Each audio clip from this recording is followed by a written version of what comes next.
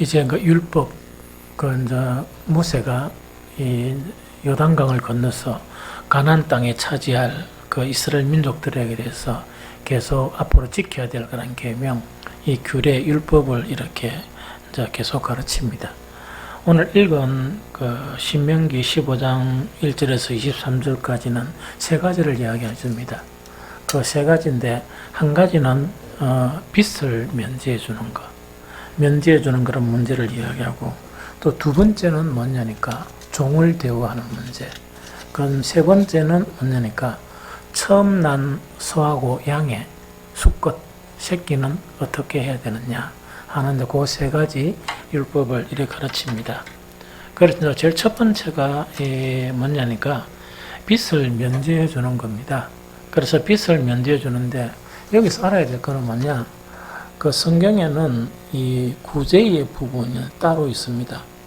구제의 부분은 따로 있고, 구제는 뭡니까? 다시 돌려받는 겁니까? 그저 주는 겁니까? 그냥 주는 겁니다. 근데 여기는 뭐냐니까 이 빚, 그래가 좀 빌려서 쓰는 거 있다 아닙니까? 그 문제를 다루는 것이 바로 뭐냐니까 그 첫 번째 그런 부분이에요. 그래서 15장 1절에서 11절까지가 뭐냐니까 빚을 면제해 주는 거예요. 내용 자체를 이야기하면 이 내용입니다. 그 이스라엘은 이제 자기들이 땅을 차지하면 대부분의 그 생산하는 것이 땅이다, 그죠? 농사죠. 물론 목축이나 양도 이렇게 양이나 소나 키우지만 이제 주 종목이 이 농사를 짓거든요. 그런데 안식년에는 농사를 지을 수 있습니까? 없습니까? 농사를 못 지어요. 그래서 그 7년마다 6년까지만 짓고, 그 다음에 뭘 합니까? 안식년에는 쉬고 이렇게 한다, 그죠? 그래서 그 안식년에는 농사를 못 지어요. 그런데 이제 그 문제가 어떻게 되는 거니까, 누가 이제 돈을 빌려갔어요. 그래서 여기서 이제 형제나 이웃이라는 거는 이스라엘 그런 자손들끼리 그 이야기입니다. 이스라엘 자손들끼리 이제 빚을 내가지고 이래 이제 좀 빌려갔다, 그죠? 빌려가면 어떻게 하는 거니까, 제 7년째 되는 안식년에는 그 빚을 탕감해 주는 걸 이야기해요. 매 7년마다 탕감을 해주고, 또 마지막 몇 년째 전적인 탕감을 합니까? 50년째. 이 전적인 탕감을 하는데 그 부분이거든요. 그런데 여기서 이제 빚을 탕감하다, 그래 이제 빚을 면제한다 하는 요거는 그 해석 자체가 두 가지 해석이 있어요. 두 가지 해석인데, 첫 번째 해석은 뭐냐, 모든 빚 자체를 탕감해 주는 그거를 이야기해요. 첫 번째 그 해석하는 게 그런 해석이 있고, 두 번째 해석은 어떤 해석이냐, 보통 빚을 졌으면 빚을 갚아야 됩니까? 안 갚아야 됩니까? 갚아야 되죠. 문제는 그 제7년 안식일에는 생산이 멈춰졌기 때문에 빚을 갚을 수 있습니까? 못 갚습니까? 못 갚죠. 그래서 두 번째 해석은 뭐냐니까, 빚을 갚는 그 자체가 안식년에는 빚을 갚는 것을 면제해 준다는 이야기입니다. 면제를 해주고, 그럼 빚을 다시금 이렇게 받으려 그러면 언제 받는다고요? 안식년에는 빚을 받지 못하고, 갚으라고 이래 독촉을 못하고 갚지를 않고, 그 다음에 언제 갚는다고요? 안식년이 지나고 난 다음에 빚을 갚는다는 요 두 가지 개념이에요. 그래서 정통적인 그런 해석 자체는 어떻게 쓰는가, 빚에 대한 완전한 탕감은 아니고 무엇이냐, 빚을 갚는 부분에서 그 안식년에는 빚을 안 갚아도 되는, 무슨 말겠죠? 그거 자체로 해석을 하는 게 정통적인 해석의 그런 방법이에요. 그런데 여러분들이 딱 보면 완전히 탕감해주면 좋겠죠. 왜냐하면 이게 구제라는 부분이 따로 있어요. 이 구제라는 부분은 따로 있고, 그런 가난한 사람들이나 이런 사람들에게는 빚으로 이렇게 구워주는 게 아니고, 왜 한다고요? 이 먹고 살기 위해서 뭐냐니까 이렇게 구제하는 그거를 이야기해요. 근데 요거는 뭡니까? 빚을 갚는 거죠. 그런데 여러분들이 왜 완전 안 탕감해주고 이 빚 갚는 것만 면제한다 이렇게 하면은 상당히 사회적인 문제가 많이 일어나요. 어떻게 일어나는 거니까 항상 이 선을 악으로 갚는 우리 사람들의 원래 사람들이 악에서 즉 세상에서 태어나고 우리 모두 다가 온전하게 성화되지 않는 그런 가정 속에서는 뭡니까? 욕심이나 이게 가득하죠. 그러면 어떻게 하는 거니까 요즘 옛날에 카드 사건 때문에 이런 게 있었죠. 우리나라에도 그런 문제가 좀 많았었죠. 뭐냐니까 만약에 이제 빚 자체 때문에 이렇게 막 여러 가지 탕감해주는 그런 게 있으면 빚 내는 것을 겁을 안 내고 그 다음에 넌 악의로 빚을 딱 내고 그 다음에 터뜨려 본단 말입니다. 터뜨려 보게 되면 어떻게 됩니까? 새까빠지 이렇게 일해가 세금 꼬박꼬박 내고 이런 사람들은 그러는데 그런 사람 또 어떤 일부의 사람들은 뭔가니까 그런 거를 이용하다 보니까 이렇게 막 목돈을 크게 해가지고 더 막 터뜨려 버리고 갚지 않고 이러다 보니까 그런 악순환이 있죠. 그 성경이 가르치는 거는 그냥 구제로 받은 거는 구제로 받은 거고 사랑으로서 빚을 진 거는 갚아라는 얘기. 빚을 진 거는 갚되 단지 안식년에는 어떻게 합니까? 안식년에는 생산자 토지가 농사를 못 짓기 때문에 그때는 갚는 것을 면제하라 하는 그런 개념이 이런 그 부분이다 하는 그 이야기죠. 상당히 합리적이죠. 그래서 이제 그 부분을 이야기해요. 그럼 빚을 면제해 주는 것 자체가 목적이 뭐냐? 이거는 가난을 제거하기 위해서다. 왜냐니까 아까 읽은 것 중에서 사람이 사는 곳에는 언제든지 누가 있다고? 가난한 사람이 있죠. 가난한 사람이 있기 때문에 항상 구제에 소홀하면 안 되고 또한 가난한 사람들이 이웃이 만약에 뭔가를 꾸고자 하면 그거는 꾸어줘야 된다는 그 이야기다. 그죠? 그걸 이야기하죠. 그래서 15장 11절에 보면 일어나서 아까 읽었던데 땅에는 언제든지 가난한 자가 거치지 아니하겠으므로 내가 내게 명령하여 이르노니 너는 반드시 내 땅 안에 네 형제 중 곤란한 자와 궁핍한 자에게 네 손을 펴라. 여기서 그 성경에는 그 손에 대한 해석이 여러 가지가 있거든요. 손을 딱 움켜쥔다는 것은 뭡니까? 빌려달라고 하면 절대로 안 주는 거 있죠. 여기 이제 손을 움켜쥔다는 이야기고 손을 편다는 것은 누가 필요로 할 때 그것을 손을 펴서 이렇게 가난한 자들에게 구워주는 거는 구워주라 하는 그것 자체를 이야기합니다. 무슨 말겠죠? 그래서 목적은 뭐냐니까 항상 땅에는 가난한 자가 있기 때문에 그 가난한 자가 뭔가 없으면 굶어 죽을 수는 없잖아.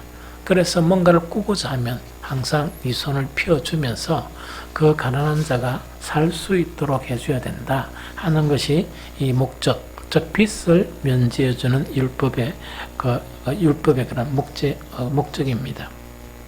그러면은 항상 어떤 법이라도요 선한 사람들이 모이면 그 법 자체는 항상 이렇게 좋게 이렇게 받아들여요. 그럼 악한 사람들이 모이면 뭡니까? 이 꾸는 자나 혹은 빌려줄 수 있는 그런 사람에 항상 악을 행하게 되어 있단 말입니다. 그래서 여기에서 뭐냐니까 이 법규, 즉 안식년에는 빚을 독통하지 말라는 거 있죠. 이것 자체를 이렇게 이렇게 악의로 사용하면 안 된다 하는 그것 자체가 15장 7절에서 9절입니다. 제가 읽어보면 이야기다. 그죠? 내 하나님 여호와께서 내게 주신 땅 어느 성읍이든지 가난한 형제가 너와 함께 거주하거든 그 가난한 형제에게 네 마음을 완악하게 하지 말며 네 손을 움켜쥐지 말고, 움켜쥐지 말라는 건 뭐예요? 다 움켜쥐가 이만 돈만 들어갔다 하면은 안 노는 거야. 그래서 사람들이 막 이래서 다투면서 그 부부간에도 뭐 그렇다더라고. 이 뭔가니까 우리 마누라는 돈만 들어가면 뭐라 하더라, 뭐라 하더라, 뭐 심줄이라 하던가 이래가 절대로 안 놓는다 이런 거예요. 그러면 안 돼. 그러면 안 돼요. 그래서 그 돈이라는 거는 이래 서로 쓰고 이래가지고 움켜쥐가지고 잘라가노. 그러니까 그걸 하나님 앞에 내줬을 때 움켜진 그거 자랑할 거예요?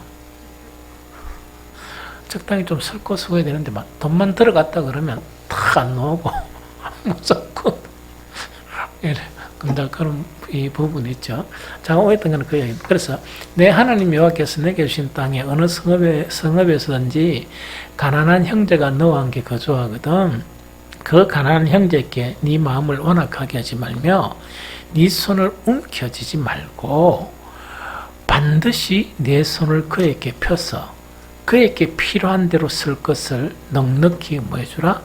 구워주라 하는 그거를 이야기합니다. 이게 무슨 말? 요거는 뭐하고 별도라고? 우리 신약 성경에 보면 구제 있죠, 구제. 구제하는 것하고 별도예요. 이게 무슨 말인지 별도. 이제 구워주는 그거를 이야기합니다. 삼가 너는 마음에 악한 생각을 품지 말라. 곧 이루기를, 본론이 나오죠. 일곱째 해 면제년이 가까웠다 하고 내 궁핍한 형제를 악한 눈으로 바라보며 아무것도 주지 아니하면 그가 너를 여호와께 호소하리니 그것이 네게 죄가 되리라. 이 이야기죠. 그래서 이 말씀이에요. 그럼 요거는 뭐냐니까 자, 이 이야기도 그죠? 7년째는 빚을 받을 수 있습니까? 못 받습니까? 못 받잖아요. 그러면 만약에 2021년이 있으면 2022년이 안식년이다. 그럼 이때 이제 안식년이라는 거는 첫날부터 끝날까지 1년 동안은 빚을 독촉을 못하는 거예요. 이게 무슨 말이겠죠? 그런데 뭐 1월달이야 정초에 빌려줘가지고 뭡니까? 충분히 해소할 수가 있죠. 아, 이제 한 9월달이나 10월달이나 되는 거야. 연말이 가까워오죠. 그럼 그때 뭡니까? 탁 해가지고 누가 네 형제나 이웃이 뭡니까? 돈이 필요한데 탁 온다 하면 저처럼 해가지고 그죠? 돈 없다 이러고 탁 움켜지는 거예요. 그렇게 하면 하나님의 그런 법 자체는 뭐냐? 부자나 가난한 사람이나 다 이렇게 골고루 이렇게 먹고 살게 하려는 그 하나님의 법이잖아요. 만약에 그렇게 하면은 탁 거절당하고 돌아가면서 하나님께 하소연을 하게 되면 그때는 구워주지 않는 네가 죄가 된다. 그것이 하는 그 말씀이에요. 이게 무슨 말인지 좀 알겠죠? 그런데 여기서 예외사항이 있어요. 예외사항은 뭔가 이런 이야기입니다. 이스라엘 민족 간에는 안식년이 되면 빚 독촉 못합니다. 1년 동안 빚을 갚아라 소리도 못하고 그거는 못한다니. 왜냐니까 이 농사를 안 지으니까. 예외사항은 뭐냐? 외국인에게는 독촉할 수 있다 되어 있습니다. 외국인에게는 독촉할 수 있어요. 이게 무슨 말이겠죠? 그 아까 읽은 문 쪽에 나오죠. 왜 외국 이방인이라 그랬죠. 15장 3절 보면 탁 나와 있죠. 이방인에게는 네가 독촉하려니와 네 형제에게 구워준 것은 내 손에서 면제하라. 그래서 이때 면제라는 건 완전 탕감을 의미하는 게 아니고 뭐라고요? 안식년에는 빚을 안 갚아도 되는 그런 기간. 그리고 우리가 뭐 어려울 때 뭡니까? 무엇을 갖다가 이렇게 1년 동안 뭐 이렇게 안 내도 되고 하는 그런 거 있죠. 그거 완전 유사하다 이렇게 생각하고 보면 돼요. 그래서 왜 외국인에게는 계속 독촉할 수 있습니까? 이방인에게는 왜 독촉하냐 하니까 이방인은 안식년을 지킵니까? 안 지킵니까? 안 지키잖아. 그것이 일하니까 돈 내놔라 일할 수 있단 말입니다. 이게 무슨 말 알겠죠? 그러나 정말 안식일을 지키는 이 같은 동족 이스라엘 민족에게는 안식일이 되면 무엇을 할 수 없다? 절대로 이 빚 독촉을 할 수 없고 안식년 동안에는 빚을 갚아라고 요구해서는 안 된다 하는 그 법이에요. 그래서 율법이라니까 우리가 생각하기를 막 이렇게 종교적인 그런 법만 있는 것 같죠. 물론 있습니다. 그런데 그 법보다 더 많은 게 뭐냐? 우리 삶 속에서 지켜야 될 법 자체가 더 많이 있다는 그걸 이야기합니다. 그 다음에 또 이렇게 하면 그래서 안식년에는 빚 독촉을 안 하고 아무리 좀 어렵더라도 그 빚을 구워간 사람이나 또 구워준 사람들이 어렵더라도 같이 참자는 이야기거든. 그 한 해 동안은 이 무슨 말겠죠? 고통을 같이 이렇게 나누며 같이 참자는 이야기고, 이렇게 하면은 하나님께서 어떻게 그 복을 주시느냐? 15장 4절 6절입니다. 4절 6절 딱 보니까 내가 만일 내 하나님 여호와의 말씀만 듣고 내가 오늘 내게 내리는 그 명령을 다 지켜 행하면 네 하나님 여호와께서 네게 기업으로 주신 땅에서 네가 반드시 복을 받으리니 너희 중에 가난한 자가 없으리라.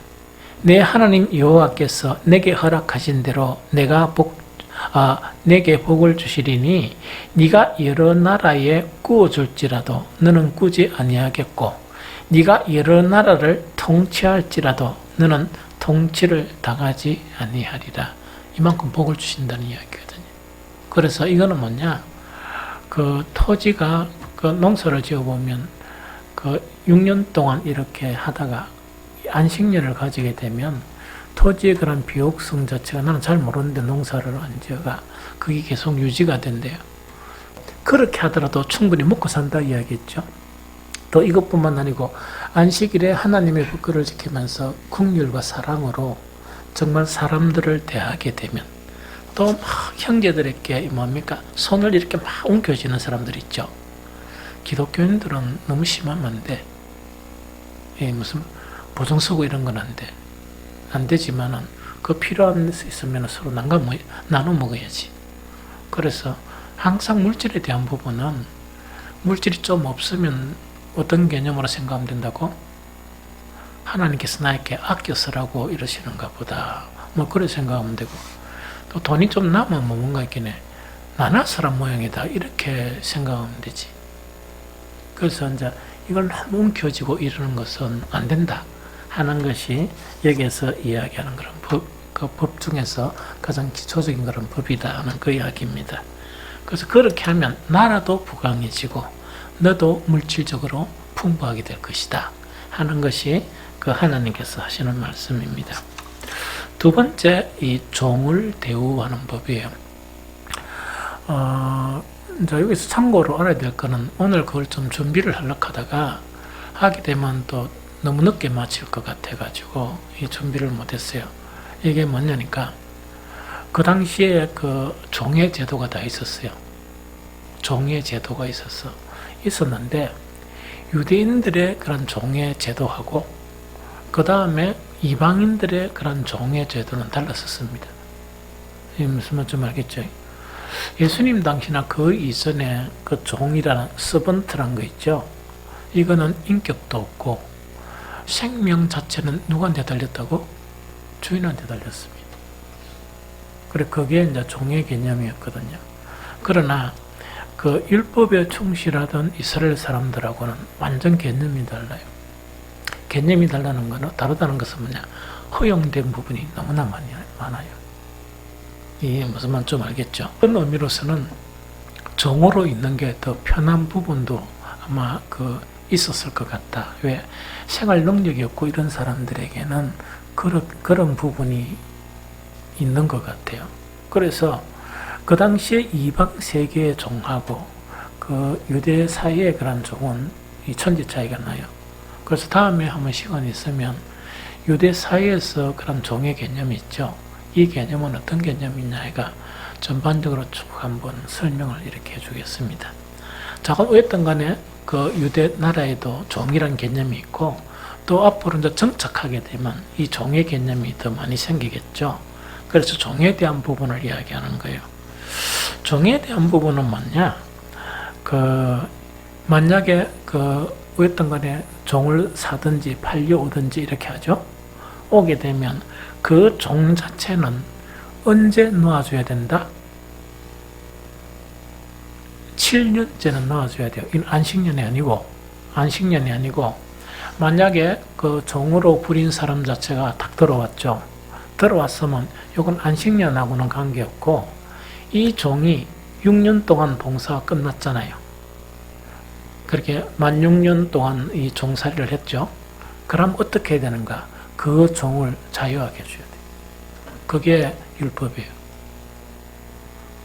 그러니까 종을 돈으로 샀든 뭐하든 관계없이 그 종은 몇 년 뭐니까 종으로 살면은 자유를 줘야 돼? 6년 동안 종으로 살면 자유를 주라. 그게 하나님께서 제정하신 율법입니다. 이 무슨 말인지 좀 알겠죠? 그래서 율법인데, 그런데 그냥 놔주면 안 돼요. 그냥 놔주면 큰일 납니다.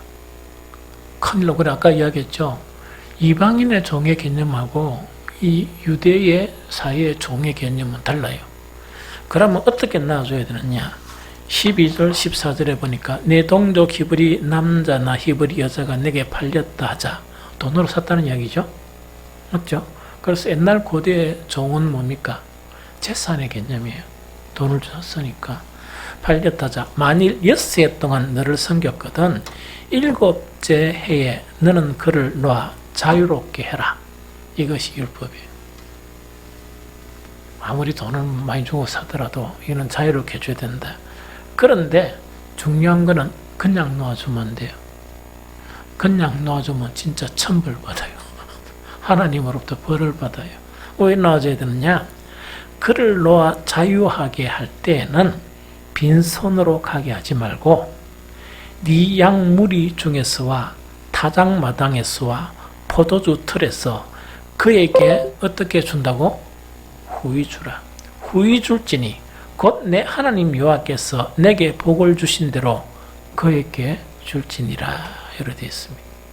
그래서 요 한 구절만 보더라도 이방의 종의 개념하고 유대 사이의 종의 개념은 천지 차이죠. 이 무슨 천지 차이거든요. 그래서 어떻게 하는 거니까 6년 동안 열심히 일을 했으면 어떻게 하라고요? 7년째가 6년 말이 탁 되면 무조건 그 종은 놓아줘야 되는데 절대로 놓아주는 게 아니고 여기서 뭐냐니까 양무리 중 타당마장, 포도털 이라는 건 뭐냐? 모든 자기가 가지고 있는 그런 재산의 영역에서 그 종에게 필요한 부분을 이렇게 후하게 탁 떼가지고 자유하게 해주라는 그 이야기입니다. 대단하죠? 이런 부분 없죠? 이게 율법이에요. 율법에 명신된 그런 내용이다 하는 그 이야기입니다. 그런데 여기서 이런 부분이 있어요. 어떤 부분인가니까 이런 부분인데 아까 이야기했죠. 이 종을 놓아주는데 그 정도 후히 대한다 하면 종으로서 사는 것도 이방인들이 사는 것하고 좀 차이가 나겠죠. 그러다 보니까 이 종이 이제 그 주인이 뭡니까? 딱 재산을 좀 챙겨가지고 그동안 고생했으니까 네 목은 요 목이니까 이걸 가지고 이제 떠나라 이러니까 겁이 막 나는 거예요. 왜냐니까 6년 동안 시키면 시킨 대로 일을 하다가 보니까 그걸 준들 자기가 가서 세상에 혼자서 뭔가를 하기가 너무 마음이 힘들고 너무 그것이 어렵다 할 때 그럼 그 종이 뭐냐니까 이제 이럴 때는 어떻게 하느냐 그거 이야기예요. 그래서 그거는 16절 17절에 보니까 종이 만일 너와 네 집을 사랑함으로 너와 동거하기를 좋게 여겨 내게 향하여 내가 주인을 떠나지 아니하겠노라 하거든. 그 다음 송곳 이런 이야기는 못 하고 듣지 말고 요거는 이제 항상 그 증거를 이야기합니다. 이스라엘 증거는 요거는 내 것이다 할 때는 어떻게 하냐 송곳을 가지다가 그의 길을 문에 대고 탁 뚫는 거. 그래서 그 뒤에 그 송곳 있죠. 송곳을 거기에 탁 이렇게 이제 꽂아놨는 거예요. 그러면 뭐냐 이 종 자체는 안식년과 관계없이 이거는 나의 그런 종이다. 예, 표식이야 표식. 이게 무슨 말이겠죠? 신발을 탁 던지는 거는 뭡니까? 이거는 뭐냐니까 분깃을 나누거나 뭐 어떤 자기의 권리를 나누는데 회의를 내가 이게 내 것이다 할 때는 신발을 탁 던지면서 그 증거로서 여러 가지 그런 간섭들이 있거든요. 그래서 그런데 그게 중요한 게 아니고 가장 중요한 거는 종 자체가 나가기 싫어하면 나는 주인하고 살겠습니다. 이렇게 하면 어떻게 한다고요? 그 종을 들고 살아야 한다는 그 이야기입니다. 그런데 이거는 지금 우리가 생각하는 건 다르게 농경사회나 목축을 하고 이런 데는 노동력이 필요합니까? 안 필요합니까? 필요해요. 그 농사 지을 게 많으면 더 많은 노동력이 필요하고 이래요. 요즘처럼 월급 받아가 먹고 사는데 이 종을 같이 살라 그러면 이 월급 받은 것도 쪼개 써야 되고 이런 개념은 아니에요. 예, 무슨 말 알겠죠?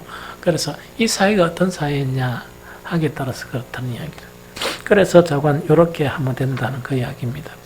그러고 이것을 잘 지키면 어떻게 되느냐. 이제 18절에 보면 그가 엿새 동안 품굿에 사계에 변화받은 만큼 너를 섬겼은즉 너는 그를 놓아 자유하게 하기를 어렵게 여기지 말라. 그 이때는 뭐냐니까 뭐가 참 힘들었습니까? 사람 구하기 힘들다 보니까 이때 팔레스틴 안에서는 가장 잘하는 게 뭐겠습니까?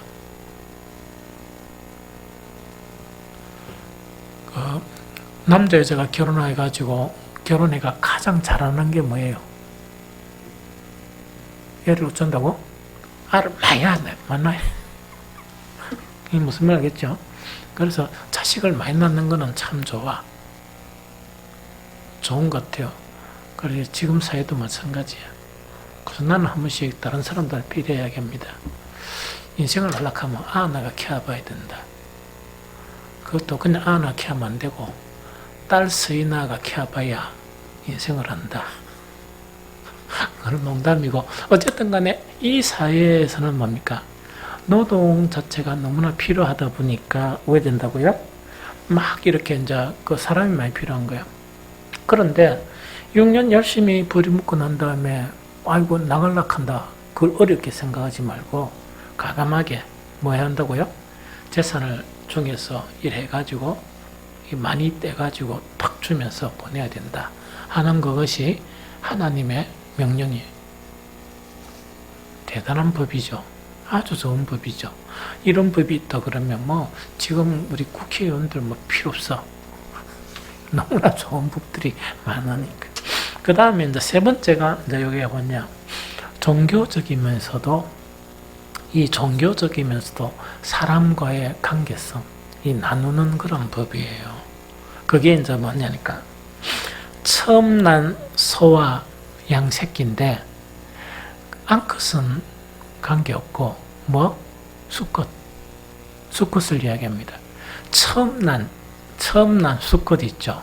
수컷의 소와 양 새끼를 이야기합니다. 이거 무슨 말이겠죠? 그래서 이거는 19절, 23절인데, 네 소와 양의 처음 난 수컷은 구별하여 내 하나님 여호와께 드릴 것이니 내 소의 첫 새끼는 부리지 말고 네 양의 첫 새끼의 털은 깎지 말고 너와 네 가족은 몇 년 여호와께서 택하신 곳에 내 하나님 여호와 앞에서 먹을지니라. 요게 이제 무슨 말인가? 요 이야기다, 그죠? 이제 지금 읽은 20절까지 읽은 이야기는 요 이야기입니다. 어쨌든 간에 소와 양을 키웠다입니까? 키웠는데 새끼를 그러면 한 소나 양이 이제 새끼를 키워가 이제 컸죠? 이제 커가지고 자기들끼리 이래가지고 첫 새끼를 낳잖아. 첫 새끼 난 중에서 수컷을 이야기해요. 수컷이 딱 놓으면은 왜 되는 거니까 수컷 자체가 낳으면 계속 먹을 것만 주고 수소 자체는 일을 시키지 말라? 시키면 돼. 무슨 말이지? 계속 먹을 거 주고 지멋대로 놀도록 가만히 놔두는 거라. 이거는 누구 것이기 때문에? 하나님 것이기 때문에. 그 다음에 순양을 딱 낳으면 이제 양은 이 털이 빨리 자리죠. 자라다 보니까 털을 깎아면 그 자체가 재산이잖아. 털을 깎아라 못 깎아라? 못 깎습니다. 그래서 수컷만은 처음 태생의 수컷은 하나님의 것이기 때문에 그것은요 계속 먹이기만 주고 그럼 이렇다 하면 안 되겠지. 이는 하나님 것이니까 먹을 것도 안 줄란다 이러면 안 되고 그러니까 항상 이 법에도 선한 사람과 악한 사람은 법을 이렇게 행하는 것 자체가 달라요. 그래서 먹을 거는 주는데 어떤 일이 있더라도 수소는 이렇게 불이 먹으면 안 되고 또한 순양 자체는 털도 깎으면 안 된다는 이야기입니다. 그러면서 이때는 1년에 한 번씩 이제 나중에는 여러 곳에 갔지만 지정한 곳 몇 가지를 옮기죠. 그 곳에 가서 뭐냐니까 하나님께 제사를 드리잖아. 이 제사를 드리는데 하나님의 것으로 바친다는 그 이야기입니다. 그런데 여기 딱 보니까 이야기다, 그죠? 20절에 보면 너와 내 가족은 매년 여호와께서 택하신 곳에 네 하나님 앞에서 먹을지니라 하는 이야기죠. 그럼 하나님한테 드린 것 자체가 어떻게 먹느냐? 제사기법도 저번에 계속 이야기했죠. 계속 뭔가 좀 달라 이래. 조금 달라. 그런 이제 통상적인 이 부분은 뭐냐니까 피는 하나님의 제단에 뿌리게 돼 있어요. 그렇죠? 내장은 태워서 그 향기로 이렇게 올려 드리는 거야. 그런데 이 소고기나 양고기 자체는 어떻게 합니까? 여기 보니까 여기서 명령 자체는 어떤 명령입니까? 네 가족은 몇 년 여호와께서 택하신 곳에서 하나님 여호와 앞에서 먹을지니라. 거기서 이제 그것을 먹으면서 서로 나누고 교제하고 하는 그 이야기입니다. 이게 무슨 말 알겠죠? 이 앞에 내용을 보니까 그때 레위인가 이런 사람 무시하지 말고 또 고아나 이런 사람도 무시하지 말고 하는 거죠. 그래서 이게 뭐냐? 하나님을 향한 이 율법 법이지만 또 누구를 위한 법이다? 사람들과 함께 나누고 함께 누리는 그런 법이다 하는 그 이야기입니다. 그런데 하나님 앞에 못 드리는 게 있어. 못 드리는 건 뭡니까? 21절입니다. 그러나 그 짐승이 흠이 있어 절거나 눈이 멀었거나 무슨 흠이 있으면 내 하나님 여호와 앞에 잡아들이지 못할지니 즉 제물로는 못 바쳐. 그 피나 모든 것은 제물로 못 바칩니다. 못할지니 내 성중에서 먹되 부정한 자나 정한 자가 다 같이 먹기를 노루와 삿섬을 먹은 같이 할 것이요 오직 피는 먹지 말고 물같이 땅에서 돌지니라. 자, 이거는 무슨 말이겠죠? 온전한 그 수소나 온전한 그 순양 같은 경우는 탁 잡아서 피는 누구한테 뿌린다? 하나님의 제단에 하나님께 이제 뿌려야 돼요. 뿌려야 되고 그 다음에 또 뭡니까? 내장은 태운다는 이야기죠. 그런데 이 짐승이 흠이 있다 아닙니까? 흠이 있는 경우에는 제의, 즉 제사에는 참여를 못한다. 그런 잡아가지고 왜 한다고? 피는 남아있으니까 그거는 하나님께 안 드리고 내 묵자 해가지고 잔을 꿀떡도 마시지 말고 잡아고 그런 땅에 서다가 버리고 그런 고기는 뭐냐니까 이렇게 나눠 먹어라 하는 것 자체가 처음 난 소와 양의 새끼를 이야기해요. 그래서 오늘 이 내용에 딱 보면 어떤 것을 우리가 느낄 수 있는 거니까 하나님께서는 그 사람에 대한 아주 공정하고 긍휼히 여기고 또 자비를 베푸시고 사랑에 대한 그런 부분이 구구절절히 묻어 있는 것이 율법의 개념이에요. 무슨 말겠죠? 그래서 이 율법 자체를 대표로 하는 게 십계명이라 그랬죠. 저번에 십계명까지 나눴죠. 십계명도 보면 뭐냐니까 십계명 중에서 하나님을 향한 계명은 4계명밖에 없어요. 4계명이고 사람들을 위한 사랑과 사람들이 화목하고 온전하게 이렇게 지낼 수 있는 그 법이 그 6개 법이에요. 그래서 우리가 그 기독교를 잘못 믿으면 오직 하나님 이러면서 막 기도나 막 찬양이나 안 그러면 예배나 이런 거를 막 정신없이 하는데 그 사람을 사랑하거나 그 사람에게 자비를 베풀거나 또한 사람에게 이렇게 이제 이렇게 해야 될 그런 의무들이 있죠. 이걸 못하게 되면 그건 온전한 신앙이 아니에요. 그래서 율법 안에서도 하나님에 대한 계명이 있는데 아까 여기 보니까 하나님의 것 처음 난 수소와 수양 경우에도 그러면 하나님 고기 다 잡혔습니까? 그렇게 그 개념을 알아야 돼. 그래서 가서 가족들이나 가난한 자들이나 또 그때 일하지 않는 레인들이 함께 즐기면서 그 고기를 먹고 그 하나님께 경배하고 이런 거 있죠. 예배드리고 그런 개념이 율법의 개념이다 하는 그 이야기입니다. 그래서 여러분들이 이 땅에 가장 잘 사는 비결이 뭐냐? 하나님에 대한 일도 열심히 하면서 기도나 예배나 뭐 이런 것도 열심히 하지만 또 더 힘을 내어서 해야 될 게 뭐냐? 하나님이 사랑하는 사람을 특히 우리 지체들을 사랑하는 거 있죠. 이런 일에 소홀히 하면 그건 신앙이 아니라 그건 아주 잘못된 신앙이에요. 이게 무슨 말 좀 이해가 되죠? 그래서 오늘 이 말씀을 명심을 하면서 또 사람에게 베풀었다 그래가 그 물질이 이렇게 마른다 그러면 더 풍족하게 된다. 풍족하게 해주시는 게 하나님의 약속이에요. 좀 이해가 됩니까? 그래서 많이 베풀고 많이 나누고 이런 그런 삶을 사는 여러분들이 되었으면 좋겠습니다.